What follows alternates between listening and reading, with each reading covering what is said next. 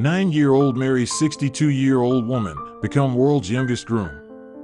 Marriage is one of the most important moments man and woman live. Most people tend to take it very seriously, although some people are kind of skeptical about it and don't really feel like marrying at all. For bride and groom, it usually signs a new chapter in life that both of them were common. Taking the long road for their parents, however, is often quite sad because it makes them realize that their kids have grown and created a family of their own. It's very hard to put into words what our parents feel when their kids get married. Today we will talk about the strangest marriage story between a child and an old woman. Watch the story with us.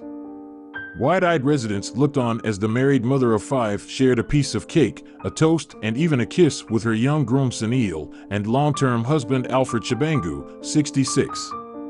Last year the boy, from nearby Tshwane, tied the knot with bride Helen after claiming he had been told by his dead ancestors to wed. Shockingly, his family took the message from the heavens seriously and hurriedly forked out £500 for the bride and a further £1,000 for the big day. But little Sanele, the youngest of 5 children, wouldn't rest until the couple followed through with South African traditions, insisting they have the second ceremony to make their marriage official. Despite stunned villagers branding the act, signing, the boy's family defended the union, saying it was just a ritual and not legally binding. Sanele's 47-year-old mom, Patience Masalila, said Sanele was fine and he was happy about the ceremony last year and did what he wanted. He was not shy. He was just happy to get married, very excited, and was not embarrassed about it. So much so he wanted to do it again. After the wedding last year, people keep asking them questions like, will they live together, sleep together, have babies? But I keep telling them that after the wedding everything went back to normal, nothing changed. Sanele moved to Venda not long after the wedding because he wanted to learn a new language, but they are very close. Our families are very close. It was nice to celebrate with a wedding once more. It was after all a calling from the ancestors. By doing this we made the ancestors happy.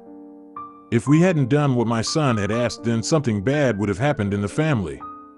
The widow, who works at a recycling center, added, I didn't have a problem with it because I know it's what the ancestors wanted and it would make them happy. Young groom Sanele said he hoped he would have a proper wedding to a woman his own age when he was older. I told my mother that I wanted to get married because I really did want to, he said. I'm happy that I married Helen, but I will go to school and study hard. When I'm older I will marry a lady my own age.